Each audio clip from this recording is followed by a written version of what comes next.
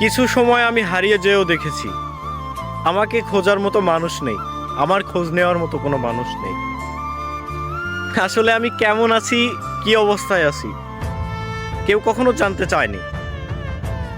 আমি নিজের থেকে যাদের সাথে যোগাযোগ বিচ্ছিন্ন করেছি, মানে একটা সময় যাদের সাথে আমার অনেক কথা হতো, বন্ধু বান্ধব, প্রিয় মানুষ, আত্মীয় স্বজন, একটা সময় যখন নিজের থেকে যোগাযোগ বন্ধ করে দিলাম, দেখলাম কেউ আর আমার খোঁজ খবর নিল না। আসলে ভাই এটাই বাস্তব, আর এটা আপনাকে মেনে নিতেই হবে।